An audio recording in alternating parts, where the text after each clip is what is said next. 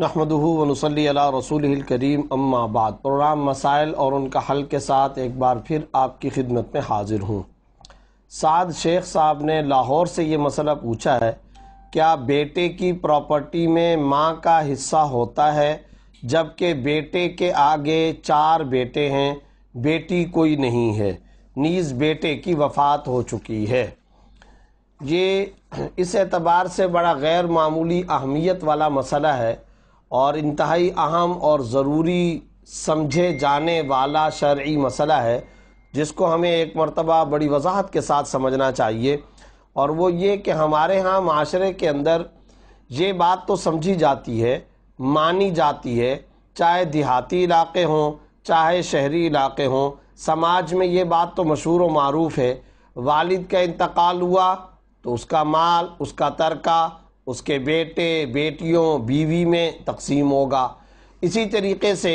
یہ بھی سمجھا جاتا ہے ماں کا انتقال ہوا تو ماں کے مال کے اندر اس کی آل اولاد کا حصہ ہوگا، یہ بھی سمجھا جاتا ہے۔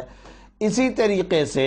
ہمارے ہاں معاشرے میں یہ بات بھی مانی سمجھی جاتی ہے، شوہر کا انتقال ہوا تو بیوی کو حصہ ملے گا، بیوی کا انتقال ہوا تو شوہر کو حصہ ملے گا، یہ بات عام طور پر مشہور و معروف ہے۔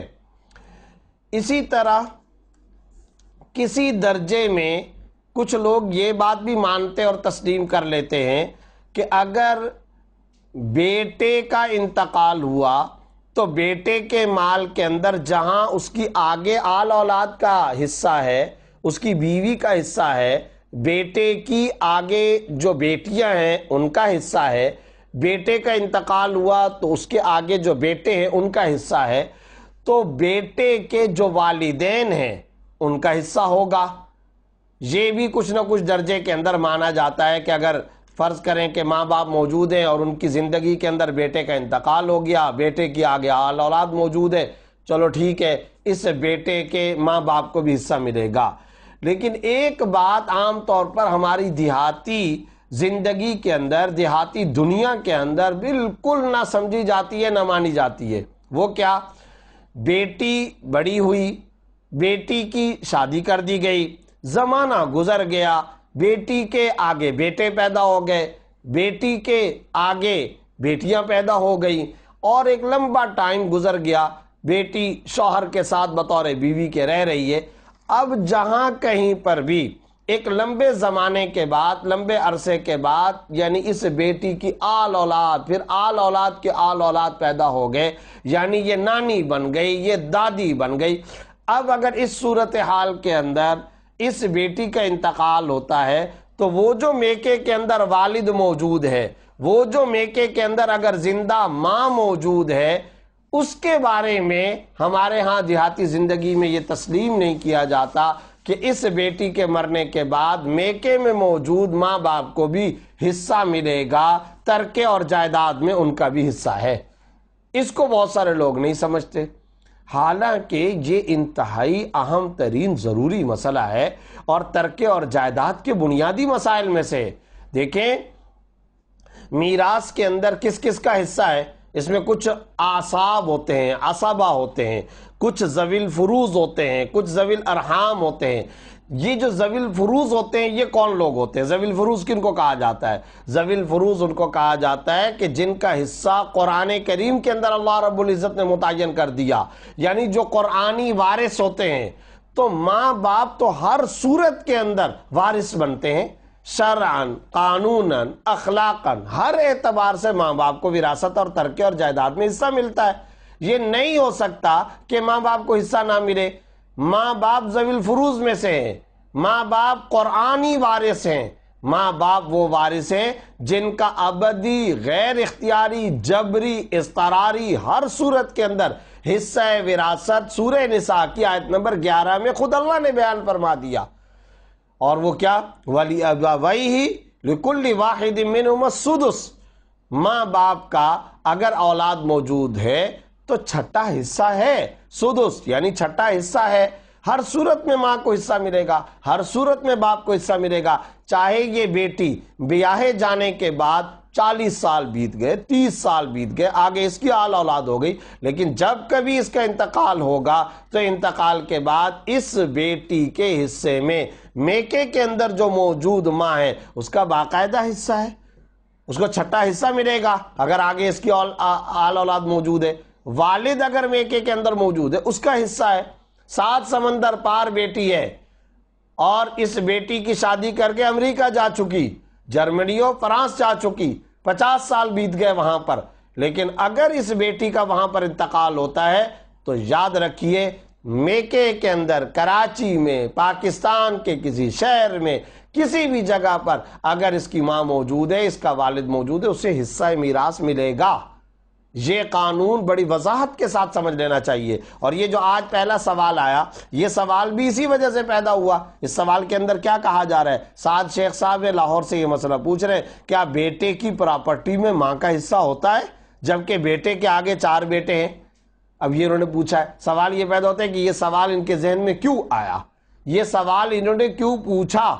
تو اس کے پیچھے وہی بات ہے جو میں نے ابھی ذکر کر دی کہ عام طور پر لوگ سمجھتے ہیں کہ ہاں بیٹے کا اگر انتقال ہو جاتا ہے تو ماں باپ کا حصہ ہوتا ہے، لیکن بیٹے کی اگر آگے آل اولاد موجود ہے تو پھر شاید اب ماں باپ محروم ہو جائیں گے، ماں باپ کا حصہ نہیں ہوگا۔ تو یاد رکھیے ایسا بالکل نہیں ہے۔ اگر بیٹے کا انتقال ہوتا ہے، ماں موجود ہے تو ماں کو بھی حصہ ملے گا، باپ موجود ہے باپ کو بھی حصہ ملے گا، چاہے بیٹے کی آگے آل اولاد موجود ہو، بیٹے موجود ہوں، آگے بیٹیاں موجود ہوں، بیٹے کے بیٹوں کے بیٹے اگرچہ موجود ہوں، بیٹے کی بیٹیوں کے بیٹے آل اولاد موجود ہو، چاہے اس بیٹے کی نواسیاں، نواسے، پوتے، پوتیاں، بیٹے، بیٹیاں موجود ہوں، لیکن اگر اس بیٹے کے انتقال کے بعد اس کا والد موجود، اس کی والدہ موجود ہے، شرعی طور پر ان کو حصہ میراث ملے گا۔ اس بیٹے کی آل اولاد موجود ہے تو چھٹا حصہ اس کے والدین کو ملے گا۔ یہ باپ ہے اس کو چھٹا حصہ، ماں ہے اس کو چھٹا حصہ ملے گا اور ہر صورت کے اندر ملے گا۔ اسی طرح بیٹی کا اگر انتقال ہوتا ہے تو بیٹی کا جو ذاتی زیور ہے، ترکہ اور جائیداد کے اندر جتنا اس کا ذاتی مال ہے، چاہے وہ ایک صاحب نے مجھ سے پوچھا کیا اگر شوہر اپنی بیوی کے نام پہ پلاٹ یا مکان کر دیتا ہے اور بیوی کے حوالے کر دیتا ہے، بیوی کو مالک و مختار بنا دیتا ہے، جیسا کہ ہمارے ہاں سماج کے اندر، سوسائٹی کے اندر شوہر بہت مرتبہ اپنی بیوی کو مکان دے دیتے ہیں، تو اب اگر بیوی کا انتقال ہوتا ہے، اس بیوی کا جب انتقال ہو گیا تو کیا اس کے مال میں، اس کے اس ترکے میں، اس کے مکان میں، اس کی جائیداد میں اس کی ماں کا اور اس کے باپ کا حصہ ہوگا یا نہیں؟ تو میں نے جواب میں عرض کیا کہ بالکل ہوگا، یقینی طور پر ہوگا، اور اللہ نے قرآن میں بیان کیا ہے۔ تو وہ صاحب بڑے پڑھے لکھے حیران ہو کر کے مجھے دیکھنے لگے کہ یہ بات تو آج تک ہمیں معلوم نہیں تھی۔ تو بھائی یہ تو ہماری بہت بڑی ناواقفیت ہے، عدم آگاہی ہے، جہالت ہے، ہمیں سمجھنا چاہیے۔ اسی لیے کہا جاتا ہے کہ ترکے اور جائیداد کے مسائل کو سمجھنا چاہیے۔ خلاصہ یہ ہے کہ بیٹے یا بیٹی کے انتقال کے وقت میں ان کے ماں باپ موجود ہوں گے، ہر صورت میں ان کو شرعی حصہ وراثت ملے گا، ترکے اور جائیداد میں ان کو حصہ ملے گا۔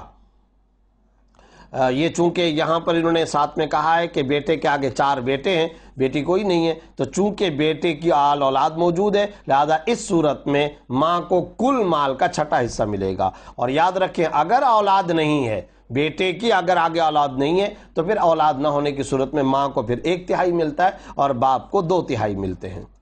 امید ہے مسئلہ واضح ہو گیا ہوگا۔ صبا صاحبہ نے پوچھا ہے عورتوں کا قافلہ نہیں ہوتا رائیونڈ کی طرح جس سے وہ دین سیکھ سکیں تو عورتیں کیا کام کریں؟ دیکھیں بات یہ ہے کہ دین سیکھنے کے لیے یا تبلیغ کے لیے یا بیان، اصلاح نفس، تزکیہ نفس کے لیے اگر خاتون کو باہر نکلنا پڑے تو فقہی چند شرائط کے ساتھ خاتون کو باہر نکلنے کی اجازت ہے، مگر اس کے لیے لازمی ہے، ضروری ہے یہ بات کہ ہر صورت میں ان شرائط کا خیال رکھا جائے۔ اور یہ جو شرائط میں ذکر کر رہا ہوں یہ ساری کی ساری وہ شرائط ہے جو خود قرآن کریم کے اندر، احادیث طیبہ کے اندر ہے۔ مثلا سب سے پہلی شرط یہ ہے کہ عورت اگر تعلیم حاصل کرنے کے لیے جانا چاہتی ہے تبلیغ کے لیے جانا چاہتی ہے، اصلاح و بیان کے لیے جانا چاہتی ہے، تو پہلی شرط یہ کہ مکمل پردے کا اہتمام کیا جائے، پردے کا اہتمام کر کے جائے۔ دوسری شرط یہ کہ کسی قسم کی زیب و زینت اور ایسا کوئی کلچر یا ایسا زینت طلبی کا معاملہ جو موجب فتنہ و انتشار ہو، اس طرح کا معاملہ نہ کیا جائے۔ اسی طرح تیسری شرط یہ ہے کہ باہر نکل کر کے اگر اتنے لمبے سفر پر جانا ہے جو شرعی مسافت سفر بنتی ہے، مثلا 48 میل یا 78 کلومیٹر، 78 کلومیٹر کے بقدر اگر فاصلہ ہے، تو پھر شرعاً یہ لازم ہوگا کہ اس خاتون کے ساتھ اس کا محرم مرد ہونا چاہیے، باپ ہونا چاہیے، شوہر ہونا چاہیے، بیٹا عاقل بالغ ہے وہ ہونا چاہیے، بھائی ہونا چاہیے، دادا تایا ہونا چاہیے، نانا ہونا چاہیے، کوئی بھی گھر کے افراد میں سے محرم مرد ساتھ ہونا ضروری ہے۔ اسی طرح ایک اور شرط یہ ہے کہ آمد و رفت میں قیام کے دوران میں کسی قسم کے کوئی فطرے کا اندیشہ نہ ہو، مکمل حفاظت ہو اور پردے کا بھی مکمل اہتمام ہو۔ اور اسی طرح تعلیم کا معاملہ ہو، تبلیغ کا معاملہ ہو، بیان کا معاملہ ہو، اصلاح کا معاملہ ہو، تدریس کا معاملہ ہو، کسی بھی موقع پر مردوں کے ساتھ اختلاط نہ ہو۔ اسی لیے ہم کہا کرتے ہیں کہ کو ایجوکیشن ناجائز ہے، اور یہ یاد رکھیں ایجوکیشن لازمی ہے، کو ایجوکیشن غلط ہے۔ ایجوکیشن پر کوئی اعتراض نہیں ہے، وہ بالکل صحیح ہے، ضروری، اور اسلام اس کی حوصلہ افزائی کرتا ہے۔ آخری شرط یہ ہے کہ اولاد اور جتنے متعلقین اس خاتون سے متعلق ہیں ان کے حقوق پامال نہ ہو۔ کیا مطلب اس شرط کا؟ اس شرط کا مطلب یہ ہے کہ مثلا ایک خاتون ہے اور اس کا کوئی شیرخوار بچہ ہے، اب وہ اس بچے کا خیال کرنا، اس کی خاطر تواضع کرنا، دودھ پلانا یا اس کا پرورش کا انتظام اور اہتمام کرنا، یہ ظاہر ہے کہ اس ماں کے ذمے میں شرعاً لازم ہے۔ اب اگر وہ خاتون چلی جاتی ہے اور اس بچے کے نگہداشت کے لیے کوئی انتظام نہیں کرتی تو ظاہر ہے کہ یہ غلط ہوگا۔ ان شرائط کے ساتھ جو ذکر کی ہیں یہ شرعی حدود ہیں، حد بندی ہے، شرعی قیود ہیں۔ ان حدود اور شرعی قیودات کے ساتھ اگر خاتون گھر سے باہر نکلنا چاہے تو شرعاً اس کے نکلنے کی اجازت ہے۔ ایک سوال یہ پوچھا گیا ہے، اگر بیوی سسرال والوں کے ساتھ نہ رہنا چاہتی ہے اور شوہر کہے کہ وہیں رہنا ہے، تب بیوی کے لیے کیا حکم ہے؟ جبکہ شوہر جاب کے سلسلے میں دوسرے شہر میں رہتا ہے، بیوی کو ساتھ نہیں رکھنا چاہتا، بیوی اگر نہ مانے کیا تب بھی شوہر کی نافرمانی ہوگی؟ دیکھیں، سب سے پہلی بات تو یہ کہ یہ کہنا شوہر کا کہ وہ کسی صورت میں بیوی کو اپنے ساتھ نہیں رکھتا تو یہ بالکل غلط ہے، اور اگر بیوی یہ مطالبہ کرتی ہے کہ مجھے اپنے ساتھ رکھو تو یہ بات درست ہے اور اس کا یہ مطالبہ جائز ہے، اور شوہر کے لیے اگر ممکن ہو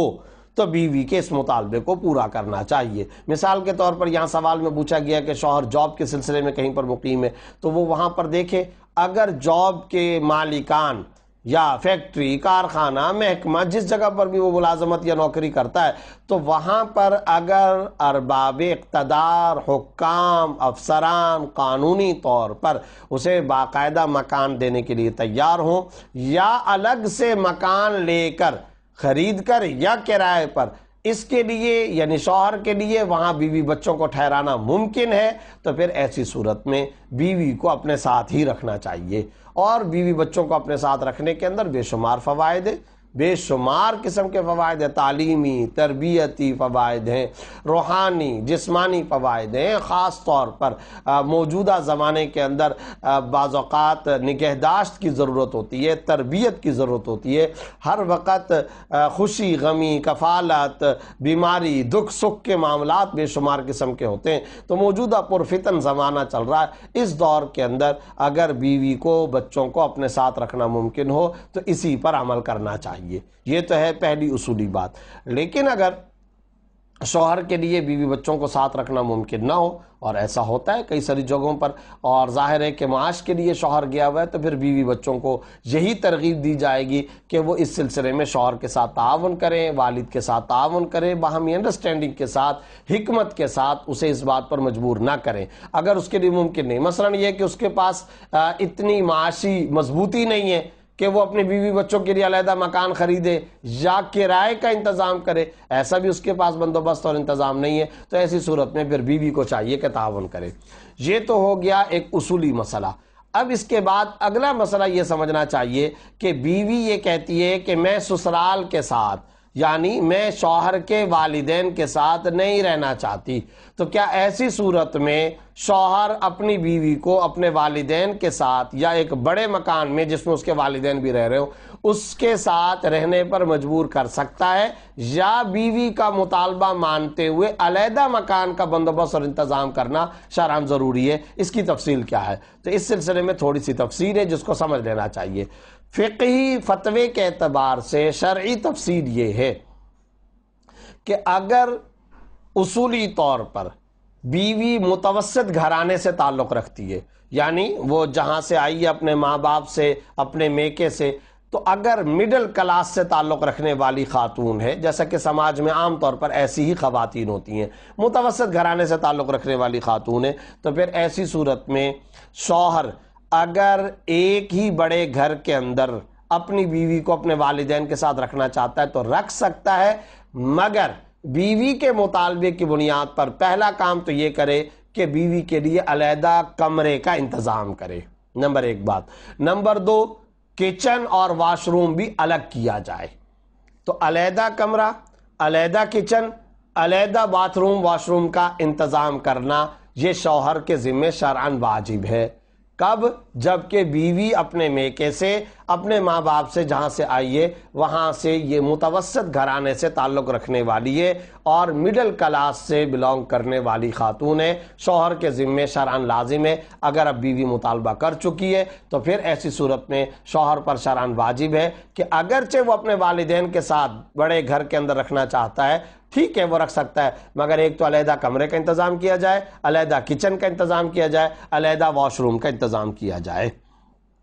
اور یاد رکھیں کہ جب شوہر یہ کام کر دے تو بیوی کے لیے اس سے زیادہ کا مطالبہ کرنا شرعاً جائز نہیں ہے، ایک صورت۔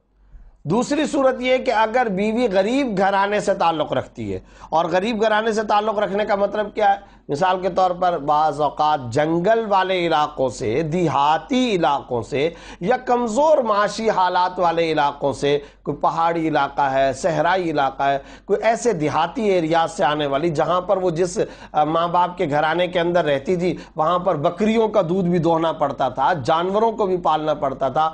ان کا کچرا بھی صاف کرنا پڑتا تھا۔ اگر اس طرح کا گھرانہ ہے تو پھر ایسی صورت میں یاد رکھیں کہ شوہر کے ذمے شرعاً یہ تو لازم ہے کہ اپنے ماں باپ کے ساتھ رکھتے ہوئے اگر وہ رکھنا چاہتا ہے تو ٹھیک ہے رکھے، مگر علیحدہ کمرے کا ضرور انتظام کرے۔ تو ایک تو کمرہ علیحدہ ہونا چاہیے، لیکن اگر کچن اور واش روم باتھ روم مشترکہ ہوں تو کوئی حرج کی بات نہیں ہے۔ ایسی صورتحال کے اندر کچن، واش روم اور باتھ روم وغیرہ کو وہ مشترکہ طور پر استعمال کر سکتی ہے، اور شوہر کے ذمہ بس اتنا ہے کہ وہ اس بیوی کے لیے علیحدہ کمرے کا انتظام کر لے۔ یہ دو صورتیں ہو گئی، یا تو مڈل کلاس سے متوسط گھرانے سے تعلق رکھنے والی خاتون تھی یا غریب گھرانے سے۔ اب ایک تیسری صورت ہوتی ہے کہ بیوی امیر گھرانے سے تعلق رکھتی ہے، یعنی وہ جس گھر سے آئی ہے اور والدین کا جو اس کا گھرانہ تھا وہ اچھا خاصا مالدار گھرانہ تھا، اللہ رب العزت نے مالی کشادگی اور فراوانی عطا فرمائی تھی، ایسے گھرانے سے تعلق رکھنے والی یہ بیوی اور خاتون ہے، تو پھر ایسی صورت میں اب شرعی مسئلہ سمجھ لینا چاہیے۔ اگر بیوی مطالبہ کرے تو مستقل علیحدہ گھر اور علیحدہ مکان کا انتظام کرنا شرعاً شوہر کے ذمہ واجب و لازم ہے۔ اب علیحدہ گھر کا انتظام کرنا شرعاً ضروری ہے، بلکہ حضرات فقہائے کرام نے تو یہاں تک بھی لکھا ہے کہ اگر بیوی ایسے گھرانے سے تعلق رکھتی تھی کہ جہاں گھر کے اندر نوکر چاکر موجود ہیں، اور یہ جب تک بیٹی کے طور پر ماں باپ کے گھرانے میں رہتی تھی تو وہاں پر ماسیاں، کام کرنے والی ملازمائیں اور دوسرے تیسرے اگر افراد ہیں، اور یہ بالکل صوفہ سیٹ پر بیٹھ کر کے، بیڈ اور چارپائی پر بیٹھ کر کے آرڈر چلایا کرتی تھی، تو پھر فقہائے کرام نے لکھا ہے کہ اب جب اس بیوی کو بیاہ کر کے یہ شوہر اپنے گھر میں لایا ہے تو یہاں پر بھی اس کے لیے ملازم کا، ماسی کا، کام کرنے والوں کا انتظام کرنا شرعاً لازم ہے۔ جتنی سہولتیں وہاں پر ملتی تھی کم از کم 19-20 تو چل جاتا ہے، لیکن اسی جیسے لیول کی سہولتیں اور فیسلٹیز شوہر کے ذمہ ہے کہ وہ بیوی کو بھی فراہم کرے۔ یہ ہے علیحدہ مکان کا مطالبہ کرنے کی صورت میں شوہر پر کیا فریضہ شرعاً لاگو اور لازم ہوتا ہے، اس کی یہ تفصیل ہے۔ اور ظاہر ہے کہ کوئی بھی خاتون انہی تین کلاسز میں سے کسی کلاس سے تعلق رکھتی ہوگی، یا امیر گھرانے کی ہوگی پھر پورا علیحدہ مکان اور گھر دینا واجب اور ضروری ہے، یا متوسط گھرانے کی ہوگی علیحدہ کمرہ، علیحدہ واش روم، علیحدہ کچن کا بندوبست کیا جائے۔ غریب گھرانے سے تعلق رکھتی تھی تو پھر علیحدہ کمرہ تو ضروری ہے، لیکن kitchen, wash room, bath room وغیرہ اگر مشترکہ ہو تو اس میں کوئی حرج کی بات نہیں ہے۔ یہ ہے اس مسئلے کی تفصیل، اور اس مسئلے کے اندر یہ لاجک بھی بتاتا چلا جاؤں کیوں یہ شریعت نے اس طرح کی تفصیل رکھی ہے، کیوں فقہ کے اندر اس کو بیان کیا گیا ہے۔ اصل بات یہ ہے کہ میاں بیوی کا جو رشتہ ہے وہ ایک ایسی محبت کی گاڑی ہے کہ باہمی انڈرسٹینڈنگ کے ساتھ چلتی ہے، اور باہمی انڈرسٹینڈنگ کب ہو سکتی ہے؟ جب ایک دوسرے کے مزاجوں کا خیال رکھا جائے۔ اور کیسے ہو سکتا ہے؟ یہ ممکن نہیں ہے کہ ایک خاتون جو اپنے ماں باپ کے گھرانے کے اندر اعلیٰ درجے کی مالی کشادگی اور مالی فراوانی کے اندر رہنے والی تھی، اور اب یہاں پر آنے کے بعد شوہر کہے کہ تم جانوروں کی نجاستیں بھی صاف کرو۔ اب آ کر کے شوہر یہ کرے کہ جی تم ورکشاپ کے اندر بھی گھر کے اندر میری گاڑی کو صاف کرو۔ اب شوہر اس کو یہ کہے کہ جناب یہاں پر بکریوں کا دودھ بھی تم کو دونا پڑے گا، ان کے چارے بھوسے کا انتظام بھی تم کو کرنا پڑے گا۔ تو پھر کیسے یہ انتظام، کیسے یہ نظم چل سکتا ہے؟ تو عقل کا، لاجک کا تقاضا بھی یہی ہے کہ اسی تفصیل کے مطابق عمل کیا جائے۔ امید ہے یہ مسئلہ واضح ہو گیا ہوگا۔ شہزاد جمیل صاحب نے سعودی عرب سے یہ مسئلہ پوچھا ہے کہ وہ حلال حیوان، پرندہ یا جانور جس کی ایک آنکھ یا دونوں آنکھیں نہ کھلتی ہوں، تو کیا اس حیوان کو ذبح کر کے کھا سکتے ہیں؟ یہاں سعودی عرب میں ایسی مرغی کا گوشت نہیں کھاتے، وہ سعودی لوگ ایسی مرغیاں ہمیں دے دیتے ہیں کہ آپ لوگ ذبح کر کے کھائیں۔ دیکھیں بات یہ ہے کہ اگر جانور حلال ہے، جیسا کہ مرغی کا کہا ہے، بکری ہے، بھیڑ ہے، دمبا ہے، گائے ہے، بھینس ہے، بیل ہے، اونٹ ہے، حلال جانور ہے، تو اگر حلال جانور کے کسی بھی عضو کے اندر کوئی چوٹ لگ جائے، یا اس کو وہ زخمی ہو جائے، یا اس کو اس کی آنکھ میں، کان میں، ناک میں کسی بھی جگہ پر کوئی چوٹ لگی ہے، تو اس سے وہ جانور تو حرام نہیں ہوتا، جانور تو بہرحال حلال ہے، آپ ذبح کر سکتے ہیں بلا کسی کراہت کے، اس کا گوشت حلال ہے، اس میں کوئی حرج کی بات نہیں، گوشت اس کا حلال ہے، پاکیزہ ہے، طاہر طیب ہے، کوئی اس کے اندر مذائقہ نہیں ہے۔ اور اس کو عیبدار سمجھنا اور اس طریقے سے اس کے ساتھ نفرت کا یہ معاملہ کرنا یہ بالکل غلط ہے۔ بس صرف اتنی شرط ہے کہ شرعی ذبیحے کے طریقے پر اس کو ذبح کیا جائے، اور اگر وہ زخمی ہو گیا تھا تو جس وقت آپ ذبح کر رہے ہیں اس وقت اس کے اندر سانس ہونا چاہیے، بس یہ بنیادی شرائط ہیں۔ اور ظاہر باقی وہ شرائط تو ہیں ہی کہ اللہ کا نام لے کر کے کھایا جائے، وَلَا تَأْكُلُوا مِمَّا لَمْ يُذْكَرِ اسْمُ اللَّهِ عَلَيْهِ، وہ جانور مت کھایا جائے کہ جس پر اللہ کا نام نہیں لیا گیا۔ تو بسم اللہ پڑھ کر کے اگر جانور کو ذبح کیا گیا، جانور حلال ہے، تو اس کو کھانا بالکل جائز ہے۔ البتہ یہاں ایک اور بات ہو سکتی ہے، وہ بات یہ کہ اگر قربانی کا معاملہ ہے تو قربانی کے موقع پر اگر جانور میں ایسا کوئی عیب ہے جو شرعی عیب کی حد تک پہنچ جاتا ہے، تو ظاہر ہے کہ یہ مسئلہ تو ہر ایک بندے کو معلوم ہے، اور وضاحت کے ساتھ ہر ایک بندہ یہ بات جانتا ہے کہ عیبدار جانور کی قربانی شرعاً درست نہیں۔ لیکن قربانی کا معاملہ، یہاں تو مرغی کا مسئلہ پوچھا گیا، ظاہر ہے کہ مرغی کی تو قربانی نہیں ہوتی، وہ ہے قربانی کا معاملہ، اور قربانی کے اندر بکری، بیل، بھیڑ، مینڈھا، بھینس، اونٹ، ان جانوروں کی قربانی ہوتی ہے۔ تو اگر اس میں عیب ہو، اور وہ عیب بھی شرعی اور فقہی حد تک، یعنی جو اس کی باقاعدہ ڈیفینیشن ہے کہ شرعی عیب، ہر ایک چیز عیب نہیں ہوتی، شرعی عیب کی ڈیفینیشن تک اگر وہ پہنچتا ہے تو پھر اس کی قربانی جائز نہیں ہوگی۔ باقی یہ جو مسئلہ پوچھا گیا ہے، اس کے اندر جانور کی اگر آنکھ ضائع ہو گئی ہے تو اس کو ذبح کر کے کھانے میں شرعاً کوئی حرج نہیں ہے۔ کراچی سے ایک خاتون نے یہ مسئلہ پوچھا ہے، جو شوہر دن رات موبائل چلاتا ہے، ایک سیکنڈ کے لیے بھی موبائل اور لیپ ٹاپ نہیں چھوڑتا، بیوی کو بالکل بھی ویلیو نہیں دیتا، ٹائم نہیں دیتا، شوہر کا بیوی کے ساتھ سلوک بھی برا ہے جس کی وجہ سے بیوی ڈپریشن کا شکار ہوتی ہے، اس ریلیشن شپ کے بارے میں شریعت کا کیا حکم ہے؟ اگر بیوی اپنا حق شوہر سے مانگتی ہے تو کیا گناہ ہے کہ مجھ سے بات کرے، مجھے کبھی ٹائم دے؟ شوہر کو سمجھانے کے باوجود وہ بالکل بھی نہیں سمجھ رہا، الٹا پہلے سے زیادہ پریشان کرتا ہے۔ ظاہر ہے یہ بات ذہن کے اندر رکھنی چاہیے کہ شوہر کا لیپ ٹاپ یا موبائل کے اندر اس قدر انہماک کہ وہ بیوی بچوں کے حقوق اور متعلقین کے حقوق کو چھوڑ دے، حقوق اللہ یا حقوق العباد کے اندر کوتاہی کا مرتکب ہو، تو یہ شرعاً ناجائز ہے، اس سے احتراز کرنا لازم ہے۔ حدیث میں آتا ہے، آپ صلی اللہ علیہ وسلم نے فرمایا وَلِنَفْسِكَ عَلَيْكَ حَقًّا وَلِزَوْجِكَ عَلَيْكَ حَقًّا، کہ تمہاری بیوی کا تم پر حق ہے، تمہارے نفس کا تم پر حق ہے، تمہارے آل اولاد اور متعلقین جتنے ان کا حق ہے۔ یہ قرآن کریم حقوق العباد کو کتنی تفصیل کے ساتھ بیان کرتا ہے۔ وَقَضَىٰ رَبُّكَ أَلَّا تَعْبُدُوا إِلَّا إِيَّاهُ وَبِالْوَالِدَيْنِ إِحْسَانًا، یہاں والدین کے حقوق بیان کیے گئے۔ سورہ نساء کے اندر اللہ نے شوہر کے ذمے بیوی کے، بیوی کے ذمے شوہر کے حقوق بیان کیے۔ سورہ بقرہ کے اندر اللہ رب العزت نے بیان کیے طلاق کے احکام، نکاح کے بعد نان و نفقہ کے احکام، یہ قیام، طعام، لباس، علاج و معالجہ، بے شمار قسم کے حقوق ہیں۔ تو اس طریقے سے کسی بھی چیز کے اندر اپنے آپ کو اتنا مشغول کر لینا کہ بیوی بچوں کے حقوق تلف ہونے لگ جائیں، یہ بالکل ناجائز ہے، اس سے احتراز کرنا شرعاً ضروری ہے۔ عائشہ صاحبہ نے کراچی سے پوچھا، مفتی صاحب ایسا کلر جو کیک میں یوز کرتے ہیں وہ یو ایس اے میں بنایا جاتا ہے، تو کیا اسے یوز کرنا جائز ہے؟ دیکھیں تو کلر کس چیز سے بنایا جاتا ہے، پہلے تو اس کے پوری انگریڈینٹس آپ بتائیں اور اس کا جو پورا طریقہ کار ہے، اس کے کیا اجزائے ترکیبیہ ہے، جب تک وہ واضح نہیں ہوگا اس وقت تک کوئی رائے نہیں دی جا سکتی۔ فضل الرحمان صاحب نے مکہ مکرمہ سے پوچھا ہے، مسجد میں جماعت ہونے سے پہلے گھر پر جماعت ادا کرنا کیسا ہے؟ سب سے پہلی بات تو یہ سمجھیں کہ بغیر عذر کے مسجد کی جماعت کو چھوڑنا یہ گناہ ہے اور بالکل ناجائز ہے، اور اگر کوئی اس کی عادت بنا لیتا ہے تو پھر یہ گناہ کبیرہ ہے۔ عادت بنا لی کہ وہ گھر کے اندر ہی نماز پڑھتا ہے اور مسجد میں نہیں جاتا، تو یہ تو بالکل ہی ناجائز ہے اور یہ گناہ ہے۔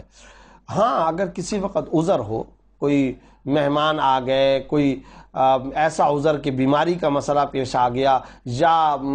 وضو طہارت کے اندر اتنا ٹائم لگ گیا کہ اس ٹائم کی وجہ سے اب مسجد کی جماعت چھوٹ چکی ہے، اب اگر آپ گھر کے اندر جماعت کرنا چاہیں تو بالکل صحیح ہے، کوئی حرج کی بات نہیں ہے۔ البتہ انہوں نے یہ مسئلہ پوچھا ہے کہ گھر میں جماعت کرانے کے لیے کیا ضروری ہے کہ محلے کی مسجد میں جماعت ہو چکی ہو؟ تو یہ سوال کیوں کیا گیا؟ اصل بات یہ کہ یہ سوال اس لیے پوچھا گیا کہ بہت سارے لوگوں کے ذہنوں کے اندر یہ بات ہے کہ ہم گھر میں اس وقت تک جماعت نہیں کر سکتے جب تک کہ مسجد میں جماعت نہ ہو چکی ہو، تو یہ بات بالکل غلط ہے۔ اصل بات یہ ہے کہ نماز کا جماعت کا وقت ہو چکا ہو، وقت ہونا شرط ہے، مسجد میں جماعت کا ہو جانا یہ کوئی شرط اور ضروری نہیں ہے۔ اگر نماز کا وقت داخل ہو گیا ہے تو آپ گھر کے اندر جماعت کر سکتے ہیں، اس میں کوئی حرج کی بات نہیں ہے۔ ایک بات، البتہ یہ ایک الگ مسئلہ ہے کہ بغیر عذر کے گھر کے اندر ہی آپ جماعت اور نماز پڑھیں اور مسجد کی جماعت کو چھوڑ دیں، یہ بالکل غلط بات ہے۔ ایک حدیث کے اندر آپ صلی اللہ علیہ وسلم نے فرمایا لا صلاۃ لجار المسجد الا فی المسجد، مسجد کے پڑوسی کی نماز نہیں ہوتی مگر مسجد کے اندر۔ کیا مطلب؟ یعنی عام حالات کے اندر، نارمل سچویشن کے اندر کسی بھی انسان کو مسجد کی جماعت کو نہیں چھوڑنا چاہیے۔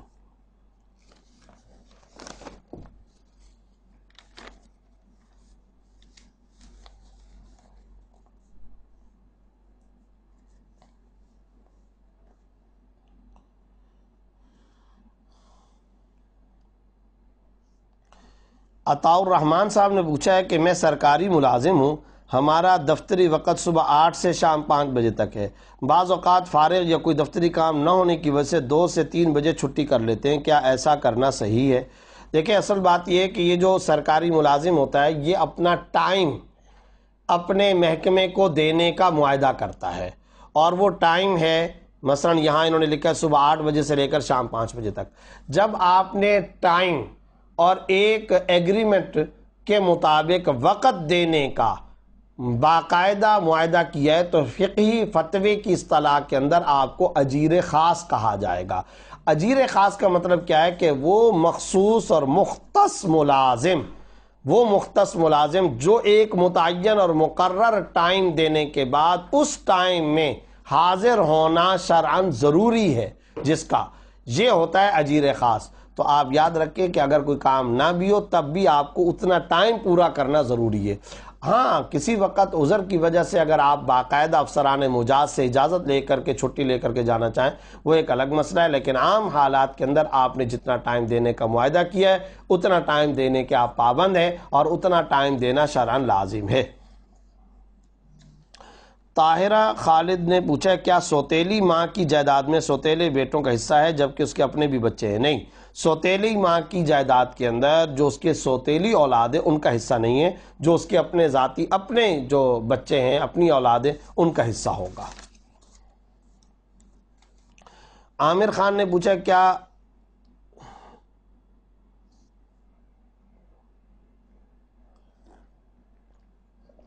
یہ سوال صحیح لکھا نہیں گیا، صحیح طور پر لکھ کر کے پیش کیا جائے۔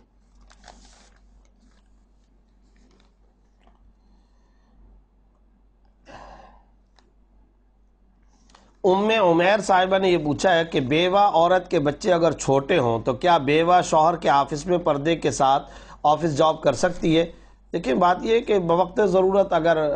معاش کی مجبوری اور ضرورت ہے تو پردے کے اہتمام کے ساتھ کر سکتی ہے، اور وہ جو میں نے پہلے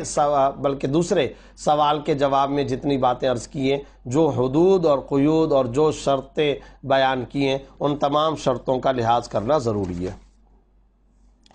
ظہیر محمد صاحب نے مملکت البحرین سے یہ سوال پوچھا ہے کیا کریڈٹ کارڈ کا استعمال جائز ہے؟ تو سب سے پہلے یہ ذہن میں رکھیں کہ کریڈٹ کارڈ کا عام حالات کے اندر استعمال درست نہیں ہے، اس سے احتراز کرنا چاہیے۔ بعض اوقات بعض لوگ کہتے ہیں کہ نہیں جی ہم تو کریڈٹ کارڈ استعمال کرتے ہیں، ہم سے پوچھا جاتا ہے کہ کیوں استعمال جائز نہیں، ہم کہتے ہیں جی سودی معاملہ ہے، وہ کہتے ہیں سود کا جب ٹائم آتا ہے ہم اس سے پہلے ادائیگی کر لیتے ہیں، مثلا 30 دن کی ٹائم لیمٹ ہے تو ہم تو 30 دن کے اندر پیسے ادا کر دیتے ہیں، کیونکہ سود تو 30 دن کے بعد لاگو ہوتا ہے۔ جب 30 دن کے بعد لاگو ہوتا ہے، اب اگر ہم پہلے ہی ادا کر دیتے تو پھر سود لاگو نہیں ہوتا۔ تو اب یاد رکھیں،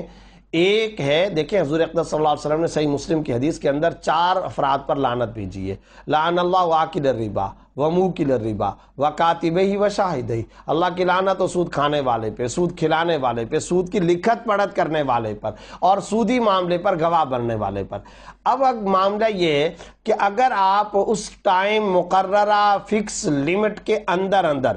کہ جس میں ادا کرنے کی صورت میں سود نہیں لگتا، کوئی انٹرسٹ نہیں لگتا، اگر آپ اس کے اندر اپنی پیمنٹ ادا کر دیتے ہیں، بینک کو پیسہ ادا کر دیتے ہیں، تو ایسی صورت میں ٹھیک ہے، آپ نے سود نہیں کھلایا، یہ بات درست ہے، مانے جانے کے قابل ہے، آپ سود کھلانے والے نہیں ہیں، سود کھانے والے نہیں ہیں، لیکن یہیں پر ایک نقطہ اور سمجھنا چاہیے، وہ یہ ہے کہ باقاعدہ کریڈٹ کارڈ ایشو کرواتے وقت جب یہ کارڈ لیا اور دیا جاتا ہے تو اس موقع پر یہ ایگریمنٹ کیا جاتا ہے، اس کی تمام ٹرمز آف کنڈیشن پر سائن کیا جاتا ہے، آخر میں پڑھ کر کے سگنیچر کیا جاتا ہے، جس میں معاہدے کے اندر ایگریمنٹ میں یہ بات شامل ہوتی ہے کہ اگر میں نے ٹائم پیریڈ کے اندر پیمنٹ ادا نہ کی تو پھر میں انٹرسٹ دوں گا۔ تو یہ وعدہ تو آپ نے کیا ہے نا، یہ ایگریمنٹ تو کیا ہے نا، اس کو تسلیم تو کیا ہے نا، اور ظاہر ہے اس کو تسلیم کیے بغیر اور دستخط کیے بغیر تو ظاہر ہے کہ وہ کارڈ ایشو ہی نہیں ہوگا۔ تو چونکہ آپ نے یہ معاہدہ کیا ہے اور معاہدے میں یہ بات شامل ہے، ایگریمنٹ میں یہ بات شامل ہے، تو ٹھیک ہے، آپ وہ جو لعنت کیے جانے والے پہلے اور دوسرے افراد ہیں ان میں تو آپ شامل نہیں ہیں، لیکن تیسرے میں تو شامل ہے، وکاتبہ،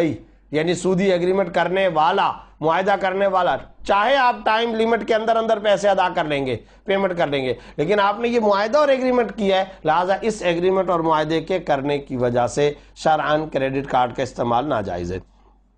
یہ ہے عام حالات کے اندر، لہذا کیا کرنا چاہیے؟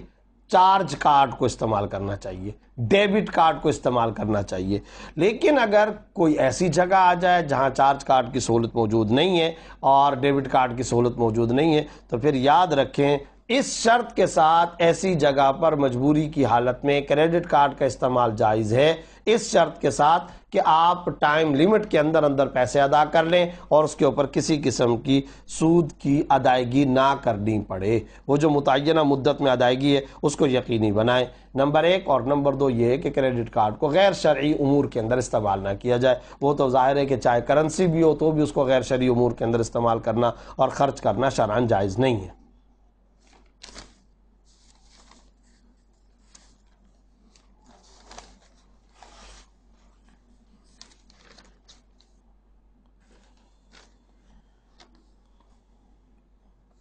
رحمت اللہ خٹک صاحب نے پوچھا کہ ایک معیوب شخص جس کا ہاتھ کٹا ہوا ہو تو کیا وہ امام کے طور پر نماز پڑھا سکتا ہے؟ نہیں، جی ہاں پڑھا سکتا ہے۔ ظاہر ہے کہ اگر اس کو کوئی عذر لاحق ہو گیا ہے تو اس کا یہ مطلب نہیں ہے کہ وہ امامت کی شرائط سے ہٹ چکا۔ البتہ بہتر یہ ہوتا ہے ایسی صورتحال میں، پہلی بات تو یہ کہ تمام باقی شرائط پائی جائے، مثلا صحیح العقیدہ ہو، قرات سے واقف ہو، مسائل نماز سے واقف ہو، اور اس کا عقیدہ درست ہو، صالح ہو، متقی ہو، پرہیزگار ہو، یہ ساری کی ساری جو امامت کی شرائط ہیں۔ البتہ یہ بات ہے کہ جسمانی طور پر اگر کوئی اس طرح کا عیب زدہ شخص ہے کہ اس کا ہاتھ کٹا ہوا ہے یا زیادہ مقدار کے اندر کٹا ہوا ہے اور کوئی صحیح سالم وہاں افراد موجود ہیں، تو پھر ایسی صورت میں بہتر ہے یہ نہیں ہے کہ اگر اس معیوب شخص کے پیچھے بلکہ اصولی طور پر تو معیوب کہنا بھی نہیں چاہیے، معذور شخص کے پیچھے نماز پڑھنے سے کسی قسم کی قرات نہیں، نماز ہو جائے گی۔ لیکن بہتر یہ ہوتا ہے کہ کسی کو انگلی اٹھانے کا موقع نہ ملے، اگر صحیح سالم افراد موجود ہوں اور ان کے اندر امامت نماز کی تمام شرائط پائی جاتی ہوں، تو پھر اس دوسرے بندے کو آگے کرنا چاہیے، اس کے بجائے اس دوسرے بندے کو امامت کے لیے مقرر کرنا چاہیے۔ میری بیوی 2 سال سے اپنے والدین میکے میں رہتی ہے، میں نے ناراض ہو کر اسے گھر سے نکالا تھا، لیکن اس نے معافی تک نہیں مانگی اور کبھی کسی کو مجھے راضی کرنے کے لیے بھی نہیں کہا۔ دیکھیں اصولی طور پر تو بات یہ ہے کہ میں پہلے ایک مرتبہ یہ عرض کر چکا ہوں کہ میاں بیوی کا جو رشتہ ہوتا ہے یہ قاعدے، قوانین، ضابطوں سے نہیں چلتے، یہ محبت کی وہ گاڑی ہے جس میں باہمی انڈرسٹینڈنگ کرنی پڑتی ہے، سمجھوتا کرنا پڑتا ہے۔ اس میں قانون، ضابطہ، دفعہ، شق اگر یہ لے کر کے بیٹھ گئے تو پھر تو دونوں پھنسیں گے۔ بہت ساری چیزوں میں شوہر حق تلفیوں کا مرتکب ہوتا رہتا ہے، بہت ساری چیزوں کے اندر بیوی حق تلفیوں کی مرتکب ہوتی رہتی ہے۔ اصولی طور پر تو بات یہ ہے کہ اگر قصور بیوی کا ہے اور کوئی ایسی بات تھی جس کے اوپر آپ ناراض ہوئے کہ جس میں جرم اور قصور بیوی کا تھا، تو بیوی کو راضی بھی کرنا چاہیے، معافی بھی مانگنی چاہیے اور اس کو آپ سے باقاعدہ رابطہ بھی کرنا چاہیے اور معافی تلافی کر کے آ جانا چاہیے۔ لیکن اگر قصور بیوی کا نہیں ہے، شوہر کا تھا، تو ایسی صورت میں اگرچہ بیوی پر شرعاً لازم اور ضروری تو نہیں ہے کہ وہ معافی مانگے، لیکن مشورہ یہی دیا جائے گا، اسلام کی اعلیٰ سنہری خوشگوار تعلیمات بھی یہی ہیں اور مشرقی روایات اور اچھے گھرانوں کی اقدار بھی یہی ہیں کہ ایسی صورت میں اناء کا مسئلہ نہ بنایا جائے اور ناچاقی اور ضد اور تعصب اور ڈھیٹھ پنے کو اختیار نہ کیا جائے، تواضع، عاجزی، انکساری کو اختیار کیا جائے۔ بیوی کو اگر معافی بھی مانگنی پڑے تو اس سے کچھ وہ جھک نہیں جائے گی، اس کا مقام اور درجہ کم نہیں ہو جائے گا، اللہ رب العزت اس پر اجر عطا فرمائیں گے۔ اسلام تو ہر لمحے آخری دم تک یہ کوشش کرتا ہے کہ میاں بیوی کا یہ جو انسٹیٹیوٹ ہے، یہ جو فیملی ہے، یہ جو خانوادہ ہے، یہ گھرانہ ہر صورت کے اندر جوڑ کے اندر رہے، توڑ کے اندر نہ رہے، اور ان کو ملاپ اور ان کو جوڑا جائے، ملاپ کیا جائے۔ یہ ہے اصل میں اسلام کی ترغیب اور اسلام کی تلقین۔ تو من تواضع للہ رفعہ اللہ، من تکبر وضعہ اللہ، جو اللہ کے لیے عاجزی، انکساری اور تواضع اختیار کرتا ہے تو اللہ رب العزت اسے بلند فرماتے ہیں اور اللہ رب العزت اسے اونچا مقام عطا کرتے ہیں۔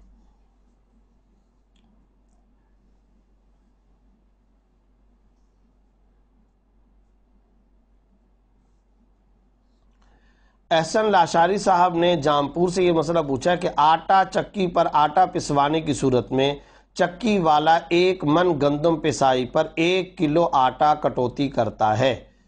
جبکہ پسائی کی مزدوری الگ ادا کی جاتی ہے۔ کٹوتی کی وجہ یہ بیان کرتے ہیں کہ پسائی کے عمل میں مشین میں آٹا جل جاتا ہے اور نمی ختم ہو جاتی ہے۔ دیکھیں اس صورت میں ایک بات ذہن کے اندر رکھیے کہ آٹا پسوانے کی صورت میں جو چکی والا 1 من گندم پسائی پر 1 کلو آٹا کٹوتی کرتا ہے، تو یہ ذہن کے اندر رکھیں کہ اس کو اور وہ جو آٹے کے جلنے کی وجہ سے جو وہ ذہن کے اندر رکھتا ہے، ان سب کو کسی ایک معاملے کے اندر طے کرنا چاہیے۔ کیا مطلب؟ یعنی گندم کی پسائی کی ایک اجرت فکس کر لینی چاہیے کہ بھائی میں آپ کی اتنی گندم پیس کر کے دوں گا اور اپنی مشین سے گندم کی پسائی کر کے تمہیں دوں گا اور میں اس کی اتنی اجرت لوں گا۔ اچھا، اب وہ اجرت دونوں کو ملا کے، یہ نہیں ہے کہ الگ الگ، یہ جو کہا ہے نا مزدوری الگ ادا کی جاتی ہے پھر کٹوتی آٹے کی الگ ہے، یہ غلط ہے، یہ طریقہ صحیح نہیں ہے۔ بس آپ کو ٹوٹل یہ کام کرنا چاہیے، مشین کے مالک کو یہ کام کرنا چاہیے بھائی اتنی گندم کی میں اتنی اجرت پیسائی کی لوں گا. اچھا اب وہ جو اجرت ہے وہ پیسے میں بھی طے کر سکتے ہیں. بالکل صحیح ہے بھائی 10 کلو گندم کو میں پیس کر کے دوں گا اور فرض کرو کہ میں 1000 روپیہ 100 روپیہ 500 روپیہ 50 روپیہ میں اجرت لوں گا تو بالکل ٹھیک ہے. یا تو یہ کام کیا جائے یا پھر یہ کام کیا جائے کہ اگر اجرت رقم کے بجائے آٹے کی شکل میں طے کرنا ہے تو یہ بھی جائز ہے, یہ بھی درست ہے کہ بھائی اتنا آٹا میں بطور اجرت کے لوں گا. لیکن اس میں ایک نقطہ ذہن کے اندر ضرور رکھنا چاہیے, وہ یہ کہ اتنی گندم پر میں اتنا آٹا لوں گا, آٹا لوں گا, اتنا کلو اتنا پاؤ میں آٹا بطور اجرت کے لوں گا. اب وہ چاہے جو بھی ہو, یہ اس کو بھی ذہن کے اندر رکھے کہ بھئی آٹا جل جاتا ہے وغیرہ لہذا اس کو بھی سامنے وہ رکھنا چاہتا ہے تو دماغ کے اندر بیک آف دی مائنڈ میں رکھے, کوئی حرج کی بات نہیں ہے. لیکن ان دونوں باتوں کا وہ یہ کہہ دے کہ بھئی میں اتنی گندم کی پیسائی کا اتنا آٹا بطور اجرت کے لوں گا, بالکل صحیح ہے. لیکن یہ نہ کہا جائے کہ یہ آٹا میں اسی گندم میں سے لوں گا, بس اس نقطے کو ذہن کے اندر رکھیں. یہ کہہ دے کہ میں اتنا آٹا لوں گا, یہ شرعاً جائز ہے,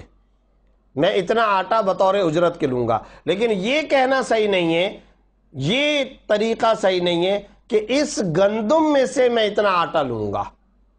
چاہے بعد میں اسی گندم کے آٹے میں سے ہی آٹا بطور اجرت کے کیوں نہ دے دے. یہ ذرا باریک مسئلہ ہے, اس کو سمجھنا چاہیے. یعنی میں نے 3 باتیں بیان کی. پہلی بات تو یہ ذکر کی کہ رقم بطور اجرت کے کوئی بھی فکس اور متعین کی جا سکتی ہے. سیدھی سیدھی بات ہے بھائی میں اتنا گندم لے کر کے آیا, آپ اپنی مشین سے اس کی پسائی کر کے دے دیں. وہ کہتا ہے ٹھیک ہے جی میں اس کی اجرت لے لوں گا 100 روپیہ, بالکل ٹھیک ہے, آپ اپنی گندم کو پسوائیں لے جائیں 100 روپیہ اس کو بطور اجرت کے دے دیں. ایک صورت تو یہ ہوگی اور یہ جائز ہے. دوسری صورت کیا ہے, وہ کہتا ہے کہ نہیں اجرت کے طور پہ پیسے نہیں لوں گا, آٹا لوں گا, جائز ہے, یہ بھی درست ہے. اب فرض کرو وہ کہتا ہے کہ جی میں 2 کلو آٹا لوں گا بطور اجرت کے, بالکل صحیح ہے. لیکن یہ نہ کہا جائے کہ یہ جو 2 کلو آٹا ہے یہ میں اسی گندم سے لوں گا, یہ نہ کہا جائے, یہ غلط ہوگا. اس کو فقہا جانتے ہیں, علماء جانتے ہیں, یہ قفیز الطحان کا مسئلہ ہو جائے گا. اس سے فقہاء کرام نے منع فرمایا, یہ درست نہیں ہے. بس یہ طے کر لے کہ مثلا میں 2 کلو آٹا لوں گا, یہ طے ہو گیا. اب یہ بندہ اپنی گندم دے دے اور پسوا لے. پسوانے کے بعد چاہے کسی اور آٹے سے اس کو 2 کلو آٹا دے دے اور چاہے یہیں سے آٹا نکال کر کے اس کو دے دے, اس میں کوئی حرج کی بات نہیں ہے. طے کرتے وقت یہ نہ کہا جائے کہ بھائی میں اس آٹے میں اس گندم میں سے آٹا بطور اجرت کے لوں گا, یہ کہنا اور یہ طے کرنا غلط ہوگا. بس سادہ انداز کے اندر مطلقاً سمپل انداز میں وہ یہ کہے میں 3 کلو آٹا بطور اجرت کے لوں گا, 2 کلو آٹا بطور اجرت کے لوں گا, یہ نہ کہے کہ میں یہاں سے لوں گا. اس کو طے نہ کیا جائے. اور جب ہو گیا معاملہ, پسائی کا معاملہ ختم ہو گیا, اب چاہے یا تو وہ گھر سے لا کر کے اس کو 2 کلو آٹا بطور اجرت کے دے دے یا یہ جو اب آٹا اس کے پاس ہے یہیں سے اٹھا کر کے دے دے, تو بھی کوئی حرج نہیں ہے. طے کرتے وقت یہاں سے طے نہ کیا جائے, چاہے ادا کرتے وقت یہاں سے ادا کر لیا جائے, اس میں کوئی حرج کی بات نہیں. امید ہے یہ مسئلہ واضح ہو گیا ہوگا. آج کی نشست میں آپ کے انہی سوالات کے جوابات پر اکتفا کرتا ہوں. انشاءاللہ اس کے بعد اگلی نشست میں آپ کے دیگر سوالات اور ان کے جوابات کے ساتھ دوبارہ حاضر ہوں گا. تب تک کے لیے اجازت. السلام علیکم ورحمۃ اللہ وبرکاتہ.